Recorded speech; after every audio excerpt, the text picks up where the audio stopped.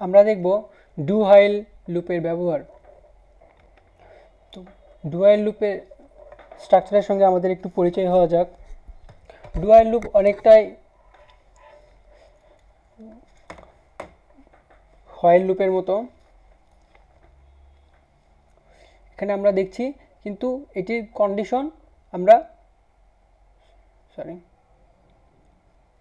আমাদের হোয়াইল লুপে কেমন ছিল, হোয়াইল কন্ডিশন এখানে স্টেটমেন্ট ছিল,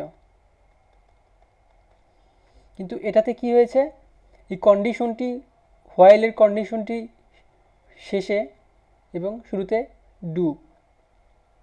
এটার একটা মজার ব্যাপার আছে, যদি আমার এই কন্ডিশনটি সত্য হয় তাহলে তো এই স্টেটমেন্ট কাজ করবেই, কিন্তু যদি এই কন্ডিশনটি সত্য নাও হয় তাও সে এই লুপটি অ্যাটলিস্ট একবার কাজ করবে।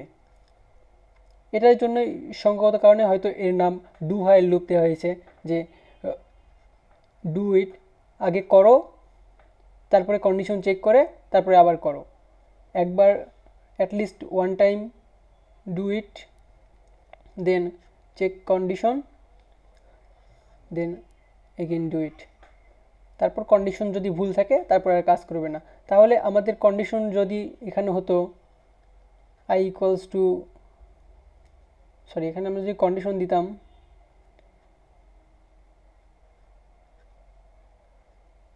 আই 5 চাইতে ছোট, এবং আমরা হয়তো বলে দিলাম যে ইন্ট আই ইকুয়ালস টু 5, তাহলে কি এই কন্ডিশন সত্য? কন্ডিশন সত্য নয়, কন্ডিশন ফলস, কারণ আই এর ভ্যালু 5, আই 5 চাইতে ছোট নয়। তাহলে আমাদের হোয়াইল লুপে আমরা যেরকম দেখেছিলাম, হোয়াইল লুপে এটা কাজ করতো না, হোয়াইল লুপে যদি এই কন্ডিশনটি থাকতো। কিন্তু ডু হোয়াইল লুপে যখন আসবে, সে কন্ডিশন সত্য হোক আর না হোক, সে অ্যাটলিস্ট এই স্টেটমেন্টগুলো যা আছে সে একবার এই কাজগুলো করবেই, একবার এই কাজগুলো সে করে তারপরে সে কন্ডিশন চেক করবে। এভাবে শুরু থেকে আসবে, কন্ডিশন চেক করবে, দেখবে এখন কন্ডিশন কী দিয়ে আছে, আই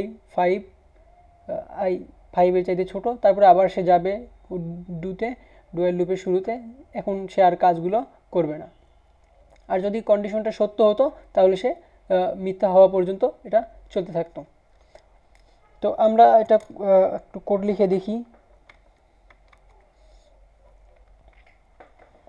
এখানে আমরা একটা ডু হোয়াইল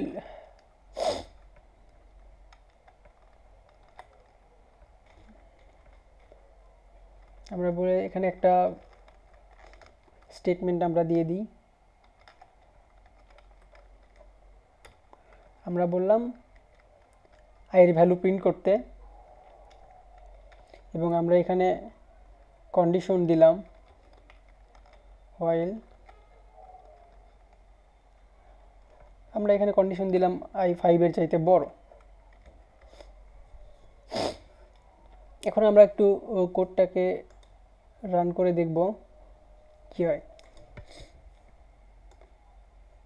এখানে আমরা কি দেখতে পাচ্ছি, সে 5 প্রিন্ট করেছে। আমরা এটাকে আরও একটু ভালোভাবে দেখার জন্য একটা নিউ লাইন ইউজ করি।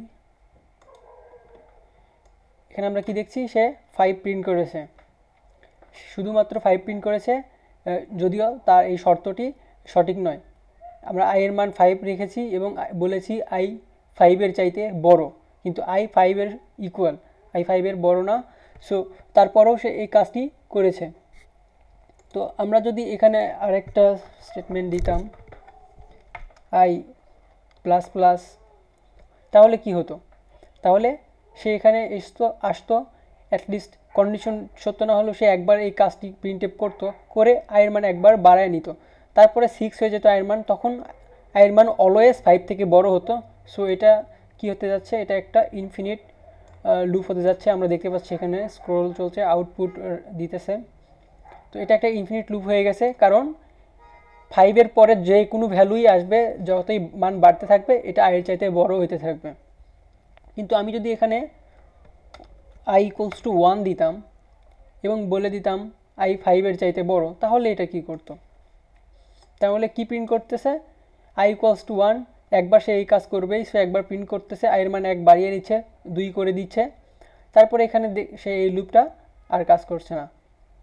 তো i এর মান আমরা একটু 4 করে দিই।